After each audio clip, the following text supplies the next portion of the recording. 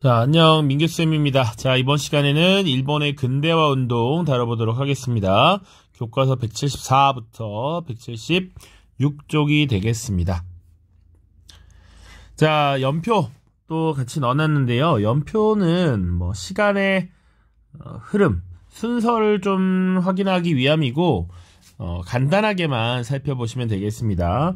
자, 일본의 근대화 운동을 다루기 전에 일본이 문을 열게 된 해당 시기가 언제인지를 좀 기억을 해야 됩니다. 그리고 일본사를 우리가 한참 이전에 다뤘기 때문에 일본의 역사가 어떻게 쭉 이어져 왔는지 한번 기억을 해보죠. 자, 일본의 선사시대 우리 쭉 다뤘고요. 그리고 쭉 봤던 것은 주로 이제 일본의 수도가 어디 위치했느냐에 따라서 무슨 시대 이렇게 불렀었습니다. 자, 그래서 우리가 가장 첫 번째로 기억할 만한 정권은 야마토 정권이라고 하는 것이 있었고요. 그리고 이 야마토 정권 하에서 이제 있었던 여러 일들을 다뤘고, 그 이후에 수도가 어디였느냐에 따라서 이제 그 다음에 나라 시대, 헤이안 시대 이렇게 배웠었고, 또 이후에는 이 막부라고 하는 일본 특유의 정치 체제가 등장했었습니다. 그래서 가마쿠라 막부, 무로마치 막부 배웠고요. 그 이후에 전국시대가 벌어졌습니다. 그래서 오다 노부나가와 도요토미 히데요시 시대를 거쳐서 이게 통일이 되고, 그 이후에 임진왜란을 거치면서 에도 막부로 넘어가게 되었다라고 이야기를 했죠. 자, 그래서 우리가 일본의 근대화를 다룰 때 그 시발점은 에도 막부가 되겠습니다. 이 에도 막부 시기에 나타난 변화부터 다루는 것인데, 자, 여기 지금 에도 막부 시기에 있었던 일 이렇게 확인을 좀 해야 되고요. 자, 그리고 이 막부가 이 정치적 권력을 천황에게 돌려보내는, 다시 반환하고 천황 중심의 정치가 시작되는 메이지 유신부터는 이제 메이지 정부 이렇게 부릅니다. 그래서 막부 체제가 무너지고 천황 중심의 중앙 집권 체제가 등장하는 과정을 지금 우리가 살펴본다라고 보시면 돼요. 자, 이 에도 막부 시기에 어떤 모습이 있었는지 이 개국 이전 상황을 간단하게 보자면, 기본적으로 에도 막부는 쇄국 정책을 추진하고 있었습니다. 외국과의 교류, 서양 열강과의 교류를 거의 하지 않고 문을 걸어 닫고 있었다라는 얘기야. 물론 이전에 포르투갈 상인들도 들어왔습니다. 그래서 이들에게 조총이라고 하는 무기를 전래해주기도 하고, 그것 때문에 사실은 임진왜란에서 우리가 크게 전쟁에서 위기를 맞았었죠. 그런데 크리스트교 포교를 했던 이 포르투갈 상인들을 내쫓고 문을 걸어 잠그기 시작했고요. 그리고 포교의 뜻을 두지 않고 오로지 무역에만 집중했던 네덜란드인들을 중심으로 무역을 진행하도록 했습니다. 오로지 네덜란드만. 그래서 이 네덜란드로부터 발달된 과학, 의학 기술들이 들어왔는데, 그 학문을 뭐라고 했습니까? 난학이라고 했고요. 이 네덜란드인들이 교역을 할 수 있는 그 공간을 마련해 주었죠. 나가사키의 인공섬인 데지마를 마련해서 그들이 교역에 종사할 수도 있도록 했다. 그리고 이제 전통적으로는 동아시아에서 조선과 중국, 청나라와 주로 이제 교류가 있었습니다. 그 정도 보시면 됩니다. 그런데 19세기가 되면 이제 조금씩 얘기가 달라진다라는 얘기예요. 우리가 이미 익히 다루고 있지만 18세기 말 19세기가 되면 제국주의의 시대입니다. 유럽과 미국의 여러 나라들이 서로 해외 식민지를 경쟁적으로 확보하기 위해서 아시아, 아프리카 지역에 대한 진출을 활발하게 했던 때였고, 일본도 그것을 피할 수가 없었다라는 얘기죠. 자, 그래서 일본도 드디어 문을 열게 됩니다. 그런데 그 전에, 이미 일본이 문을 열기 전에 1842년에 중국이 문을 열었다라는 소식이 들리죠. 청나라가 영국에 의해서 문을 열게 됩니다. 그것이 바로 난징 조약이었고, 이것이 일본에게 전달되죠. 사실은 동아시아에서 청나라는 세계의 중심, 세상의 중심인데 가장 강력한 나라였는데, 그 나라였던 청나라가 영국에게 굴복해서 문을 열었다. 그런데 그들이 우리에게도 접근을 하고 있거든. 그럼 어떻게 해야 될 것인가? 에도 막부는 고민을 했고요. 이 에도 막부는 결국 문을 열게 되는 것이죠. 자, 미국에 의해서 지금 문을 열게 됩니다. 미일 화친조약이라고 조약이 체결되면서 개국을 하게 됩니다. 자, 최초에는요, 시모다와 하코다테라고 하는 두 개 항구만 개항을 하고 그들이 필요한 것들을 적극적으로 후원하는 형태로 조약이 체결되었습니다. 1854년. 자, 그로부터 4년 뒤에는 기존의 이 미일 화친 조약으로도 부족함을 느낀 미국이 추가로 조약을 체결할 것을 강요하게 되죠. 그래서 체결한 조약이 미일 수호 통상 조약입니다. 자, 이때 일본은 에도 막부는 사실상 미국의 강력한 군함에 의해서 굴복을 한 것이고, 이러한 외교 형태를 보통 군함에다가 포를 싣고 와서 위협한다라 해서 포함 외교라고 합니다. 자, 이런 포함 외교에 굴복한 이 막부 정권은 결국 문을 열어주었죠. 자, 문을 연 일본은 경제적 어려움을 겪게 됩니다. 기본적으로 여러 가지 경제적인 침탈을 당하면서 기존에 이 막부를 지탱하던 무사 세력들의 경제난이 심화되었고, 그로 인해서 불만이 쌓여갔다라는 것이죠. 그리고 이런 굴욕적인 외교 자체에 막부에 대한 반감도 커졌습니다. 그 과정 속에서 막부를 타도하자라는 움직임 나타났고요. 그리고 천황을 다시 중심으로 한 국가 체제를 만들어야 한다. 막부를 무너뜨리고 천황을 다시 모시자. 그리고 서양 오랑캐들을 몰아내자. 이런 움직임이 나타났습니다. 자, 이런 움직임을 보였던 세력들이 서양 열강에게 조금 타격을 입게 되면서 현실적인 양이의 어려움은 인식을 했고요. 그래서 막부 타도 그리고 천황을 다시 옹립하자라는 이런 움직임이 나타나고, 결국 1868년에 메이지 유신이라는 것이 단행되면서 기존의 막부 정권이 정치적 권리를 천황에게 반환하고 천황 중심의 중앙 집권 체제가 다시 확립이 되는 이런 사건이 벌어지게 됩니다. 자, 메이지 유신이라고 하면 딱 68년에 한 해에 있었던 일은 아니고요. 쭉 추진되는 일련의 개혁 조치들을 모두 통칭합니다. 그래서 당해년도 한 해에 있었던 일은 아니다, 사실. 자, 그래서 쭉 개혁 조치를 취하게 되고요. 그 이후에 개혁과 동시에 대외 팽창 정책을 추진하게 됩니다. 자, 개혁이라고 하는 것은 서양식 제도와 문물을 받아들인다라는 것이고, 일본은 그것을 빠르게 받아들여서 산업화를 추진하게 됩니다. 자, 그래서 후발 산업 국가가 된 이 일본은 자연스럽게 그들도 시장을 확보해야 될 필요가 느껴졌죠. 그래서 대외 팽창이 함께 병행된다라고 보시면 됩니다. 자, 그래서 대표적으로 1879년에 저 남쪽에 있었던 류큐라고 하는 왕국을 침략하고 합병을 해서 오키나와라고 하는 현으로 병합을 시키죠. 자, 오키나와 현. 그리고 사실은 이 직전에 이미 1876년에 조선을 강제로 개항시키기도 합니다. 자, 그 이후에도 쭉쭉쭉 나올 겁니다만 일단은 연표에서는 이 정도만 다루고요. 그로부터 10년 뒤에 무슨 일이 벌어지느냐? 헌법이 제정되고요. 의회가 개설이 됩니다. 자, 요 헌법이 제정과 의회 개설은 사실은 1870년대에 일본의 여러 운동가들이 주장을 했었습니다. 보통 자유민권 운동이라고 부르는데, 법으로서 이 국민과 백성의 권리를 보장해야 된다라는 움직임이었죠. 그리고 국민의 입장을 대변할 수 있는 의회를 개설해야 된다라는 움직임이 일어났고, 이 당시에는 사실은 탄압을 당하다가 10여 년 뒤에 결실을 보게 된 것입니다. 자, 1894년에는 청일전쟁을 벌이게 됩니다. 왜 그랬느냐? 당시 조선에 대한 주도권을 두고 다투게 되는 것이죠. 조선에 대한 주도권. 그러니까 일본은 1876년 강화도 조약을 체결함으로써 조선을 강제로 개항시켰습니다. 미국에게 그들이 당했던 것을 그대로 조선에 활용을 했던 것이고요. 조선에 대한 경제적 침략을 강화하면서 조선에서 사실상 영향력을 행사하려고 계속 시도합니다.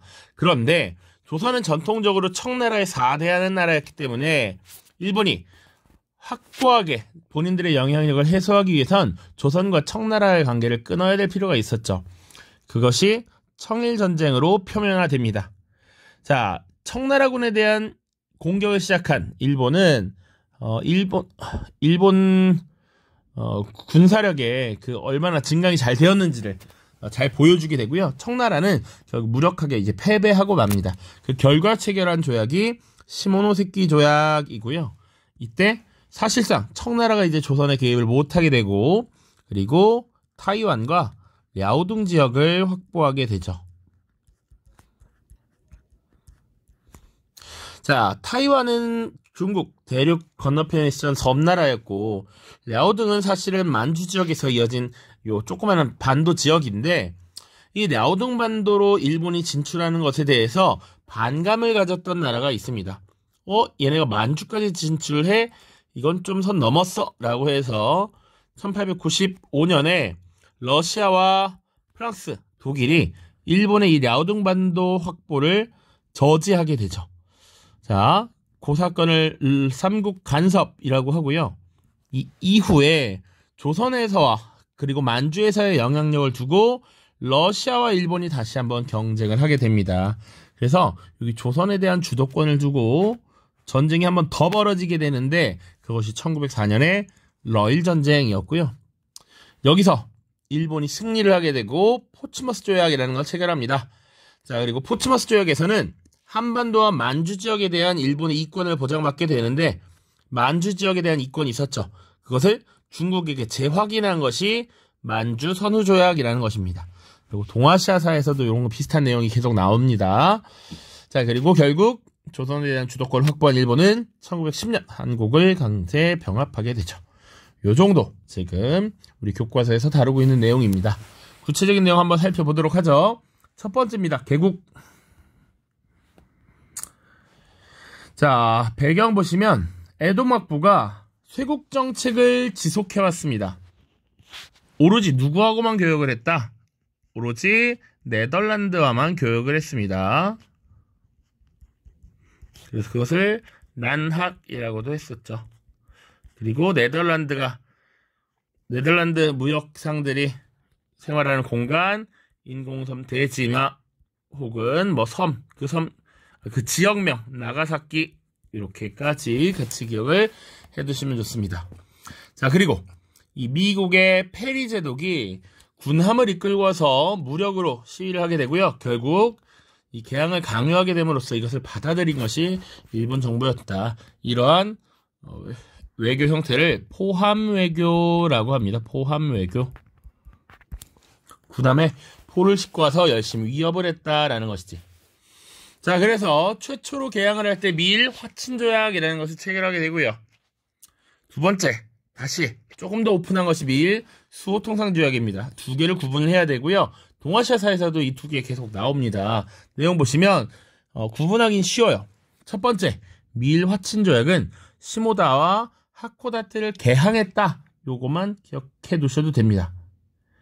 자, 그리고 사실 최혜국 대우라는 걸 부여해요. 최혜국 대우, 이걸 한국사 때 이미 배웠으니까 일본이 미국을 최고의 혜택을 주는 국가로 대우한다라는 얘기입니다. 자, 지금 일본과 미국 간의 관계가 있죠. 분명히 권리 뭐 A, B, C를 줍니다. 자, 지금 시모다 개항, 하코다테 개항이야. 그런데 만약에 일본이 다른 나라와 조약을 체결합니다. 그런데 시모다와 하코다테 말고 다른 항구를 또 만약에 열어주기로 했어. 자, 그러면 이 미국에게 부여되지 않았던 이 새로운 권한은 자동적으로 미국에게 들어간다라는 겁니다. 이게 최혜국 대우예요. 미국이 항상 최고의 혜택을 받는 국가여야 해 라는 겁니다. 자, 그 정도 보시면 되겠습니다. 자, 미일 수호 통상조약은 이렇게 구분합니다. 시모다와 하코다테 외에 사실 4개 항구를 더 개항합니다. 외에 추가 개항을 한다. 관세도 서로 협의하에 매기고 영사재판권을 인정한다. 이런 내용들이 들어갑니다.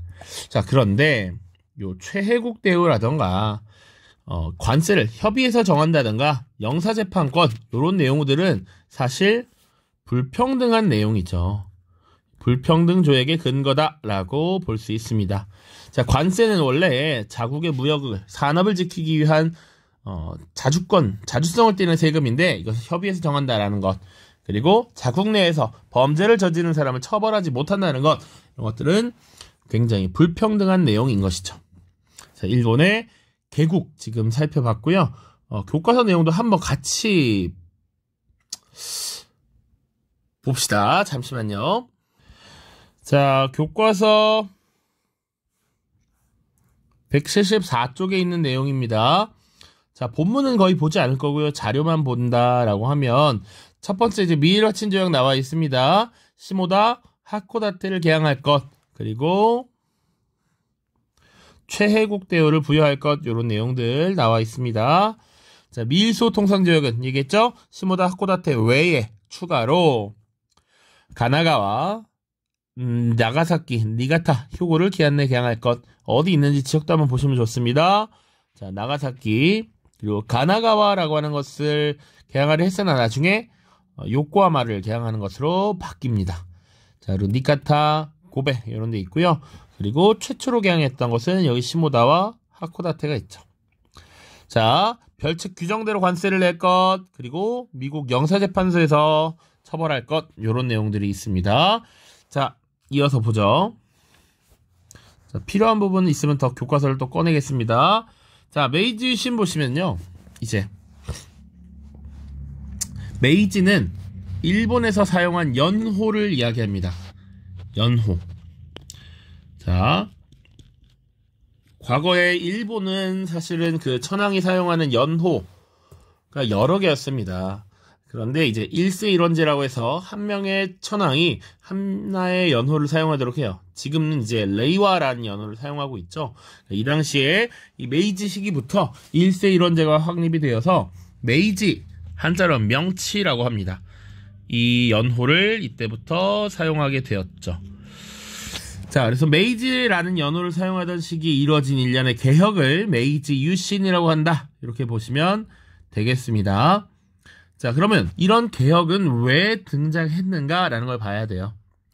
자, 개항 이후 막부의 굴욕적인 대외 정책, 그리고 무역이 전개되면서 하급무사들의 불만, 그리고 경제적 어려움이 계속 가속화되었습니다.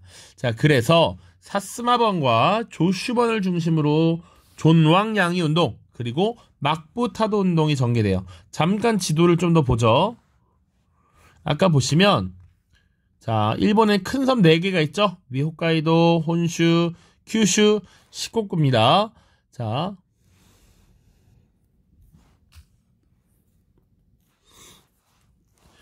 이게 메인 섬이 혼슈, 여기가 큐슈죠? 왼쪽 아래, 그리고 요 가운데 있는 게 시코쿠입니다. 자, 이 큐슈 끝에 있는 사스마번, 그리고 혼슈 끝에 있는 이 조슈번이 중심이 되어서 막부 타도 운동을 전개합니다. 그러니까 처음에 이들은 존왕양이를 먼저 내세웠고 그 다음에 막부 타도를 함께 외쳤습니다. 그러니까 존왕양이라고 하는 것은 자, 왕실을 높이고 오랑캐를 물리친다라는 얘기입니다. 그래서 이들이 존왕양이 운동을 벌였었는데 실제로 그들이 오랑캐라고 주장했던 이 서양 열강 세력들한테 두들겨 맞습니다. 그래서 현실적으로 양이는 어렵겠다라고 하는 것을 인식하고요. 왕실을 높이고 지금 이런 굴욕적인 개항을 하게 된 무능한 막부, 이거 무너뜨리자라고 하는 막부 타도 운동을 전개하게 되는 것이죠. 자, 그래서 결국 막부는 폐지되고요. 천황 중심의 새로운 정권이 수립됩니다. 그래서 이것을 왕정복고라고 하고요. 조금 더 나아가면 기존의 막부의 지도자, 막부의 쇼군이 천황에게 정치적 권력을 되돌려준다, 형식적으로 반환합니다. 이런 모습이 나타나요. 요것을 대정봉환이라고 합니다. 대정봉환이라고 하는 것도 키워드 들어보면 좋습니다.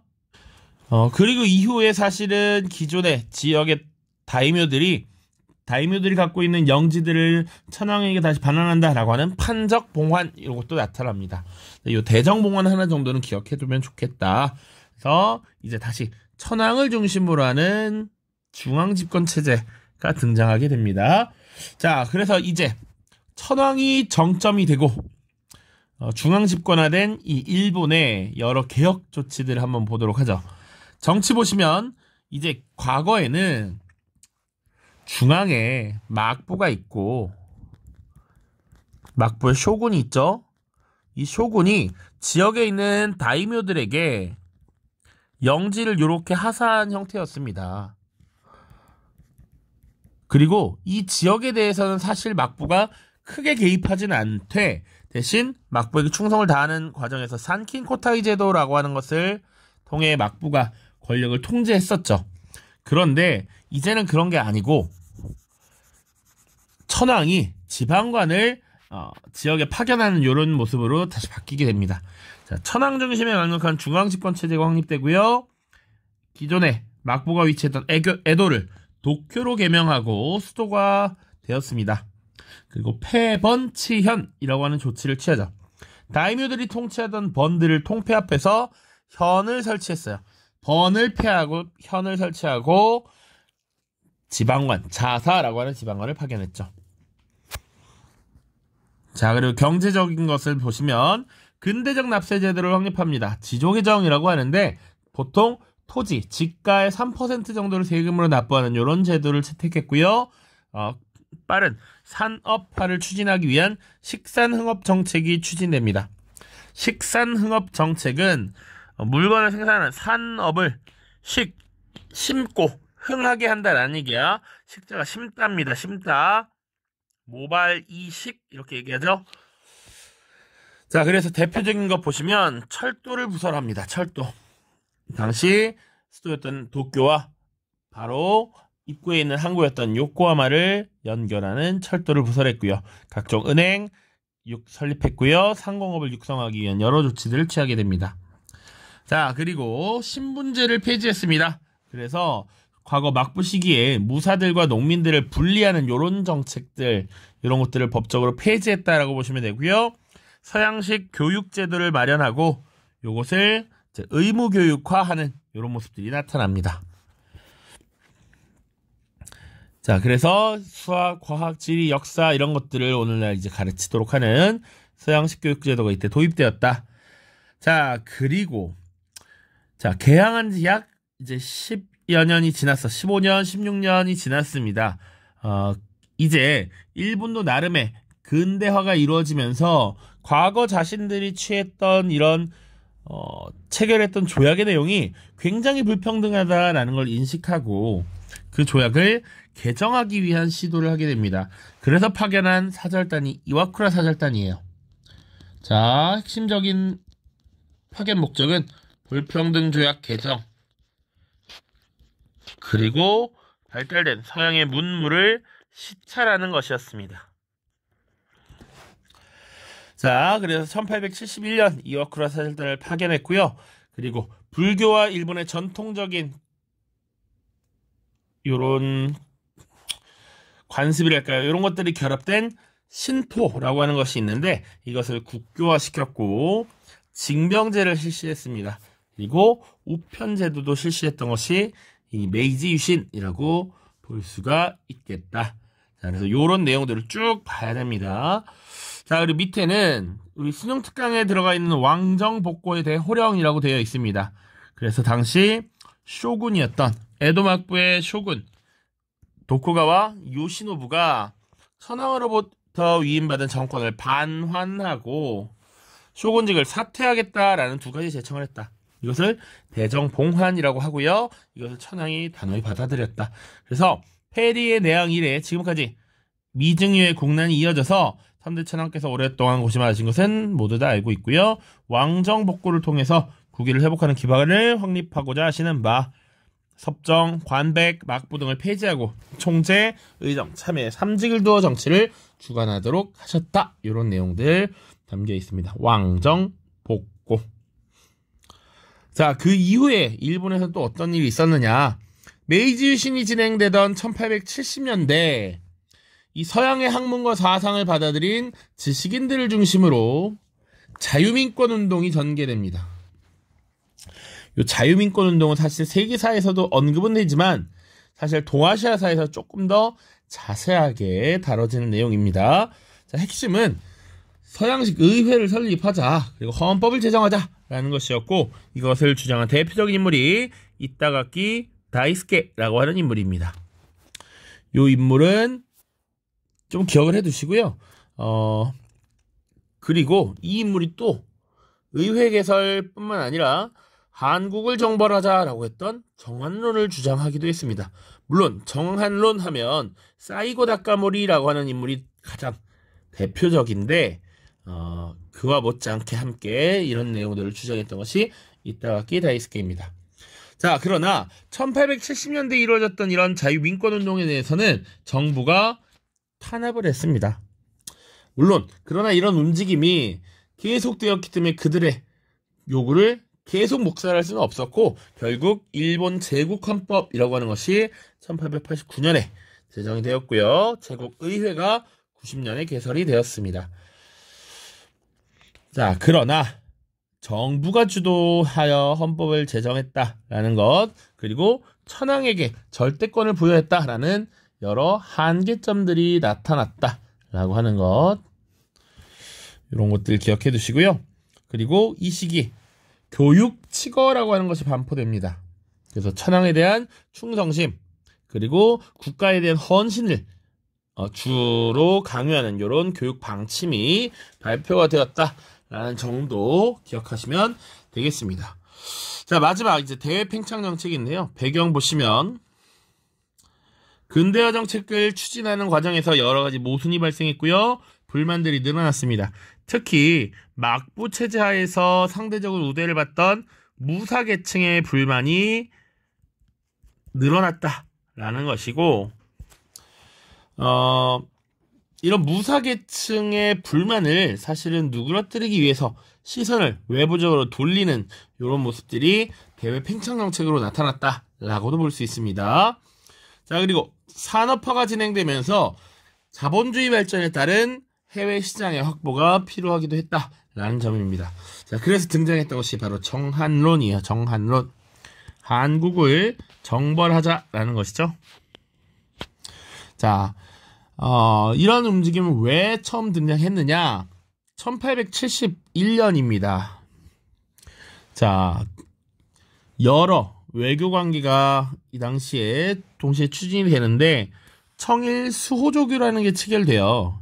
그러니까 원래는 동아시아의 중심은 청나라고, 이 청나라에게 주로 사대를 하는, 조공을 하는 이런 형태의 모습이 있었다라는 것이죠. 자, 그런데 일본에서는 메이지 유신 이후에 새로운 국제관계를 재정립하려는 이런 움직임이 나타납니다. 자, 그래서 사실은 조선에도 서신을 하나 보내게 돼요. 당시 국서라고 표현하고, 조선에서는 이것을 서계라고 표현합니다. 자, 일본이 조선에 문서를 하나 보내게 되는데, 이때 이 문서의 양식이 과거와는 많이 달랐다라고 합니다. 그러니까 우리 천황이 조선 국왕에게 문서를 보내니 뭐 이런 식으로 조선과 일본이 대등한 관계에서 지금 문서를 작성했다라는 것이죠. 근데 과거에 막부 시기에는 어떻게 했느냐? 상대적으로 조선에 대해서 높이는 표현들을 사용했다라고 합니다. 그러니까 일본에서 문서를 작성하면 주로 대마도 도주를 통해서 이렇게 전달이 되는데, 그때 이 조선을 다소 높이는 이런 표현을 사용했다라는 것이죠. 그런데 그런 문서의 형식이 바뀌게 되었고, 이런 문서의 형식에 조선은 이해할 수 없다라는 반응으로 이 서계를 접수하지 않습니다. 과거처럼 공손하지 않고 무례하다라는 인식이 있었던 것이고요. 그리고 이 서계가 접수되지 않자 일본 내에서는 이 한국, 조선에 대한 적개심이 노골적으로 드러납니다. 그래서 뭐야, 우리를 예전에 그 막부 시대의 일본 정도로 생각하는 거야? 라고 하는 것이죠. 새로운 외교관계 수립을 거부하던 조선에 대한 정벌이 주장되었고, 이걸 주장했던 것이 아까 얘기했던 사이고 다카모리나 이타가키 타이스케가 되겠습니다. 자, 그러나 우선은 우리가 내부적인 개혁에 더 힘을 실어야 한다라고 하여 실행이 보류되었다 정도 보시면 되겠고요. 청일소조교 체결했다고 했고요. 그리고 당시 류큐인이 대만 사람에 의해서 살해되는 사건이 발생하고, 이것에 대한 보복이라는 측면에서 대만 지역을 침공했던 사건이 발생합니다. 그것을 대만 사건이라고 하는데, 청나라가 이때 한수 접고 사과를 하면서 마무리가 되죠. 그러니까 이미 이 시기부터 이 청나라를 중심으로 한 동아시아 질서라는 것이 흔들리고 있었다라고 보여지는 것이죠. 자, 그리고 다음에 1875년엔 운요호 사건이라는 것을 일으킵니다. 자, 일본의 군함이었던 운요호가 한반도의 강화도 앞바다에 딱 나와서 무력 시위를 하게 되는 것이고요. 이후 이것을 계기로 강화도 조약을 체결하면서 한국을 강제로 개항시키게 되는 것이죠. 또 저기 태평양 방향 아래로 쭉 내려가면 있었던 류큐 왕국을 합병해서 오키나와 현을 설치하였습니다. 1879년입니다. 자, 그리고 이제 조선에 대한 주도권을 두고 청나라와 일전을 벌이게 되는데요. 그것이 1894년부터 95년까지 있었던 청일전쟁입니다. 그러니까 물론 우리 세계사 교과서에도 한국의 근대화 운동이라고 해서 강화도 조약 체결 이후에 여러 개혁, 그리고 이모군란, 갑신정변, 이후에 동학농민운동, 갑오개혁 쭉 나옵니다만 이것을 우리가 다루지 않습니다. 한국사에서 이미 배웠기 때문이고요. 이런 일련의 과정 속에서 사실은 청나라와 일본이 조선에서의 영향력을 두고 계속 경쟁을 벌여왔다라는 것이죠. 그것이 빵 터진 게 청일전쟁이었고, 전쟁에서는 일본이 승리하게 됩니다. 그 결과 시모노세키 조약을 체결했습니다. 내용이 뭐냐? 첫 번째, 조선은 자주국이다. 이제 조선 문제에 청나라는 일절 개입하지 않는다. 두 번째, 타이완을 일본에 넘긴다. 그리고 세 번째, 랴오둥 반도를 일본에 넘긴다 라고 명시를 해놓았습니다. 자, 그런데 일본이 만주 지역까지 진출하는 것에 대한 반감이 있었죠. 지도를 간략하게 보면, 자, 여기가 러시아입니다. 이 부분 잘 기억해야 되는 게, 러시아가 왜 이 지역을 갖게 되었다. 자, 1860년 베이징 조약 체결을 중재하면서 러시아가 연해주 지역을 갖게 되었죠. 그러니까 이때 이미 러시아는 이 지역을 달라고 한 이유가 있었습니다. 왜? 점점 자신들이 남쪽으로 내려와서 더 얼지 않는 항구를 확보하고 더 많은 식민지를 가지려고 했던 것이지.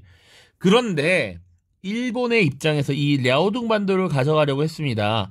일본은 장기적으로는 조선, 만주, 중국 이렇게 침략하려는 의도가 있었기 때문에 일본이 북상해오는 것을 러시아가 받아들일 수 없었어. 그래서 러시아가 프랑스, 독일과 힘을 합쳐서 랴오둥 반도를 반환하도록 일본에게 강요하죠.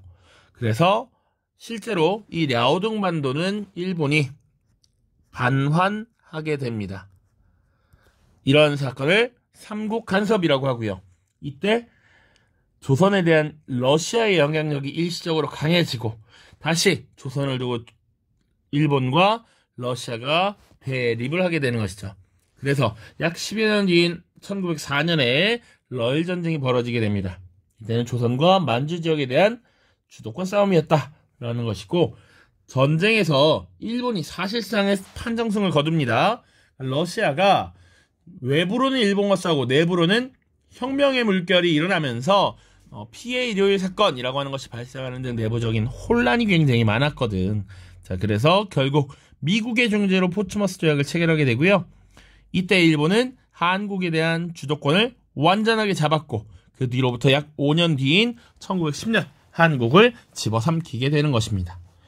자, 요 정도 보는 것이 지금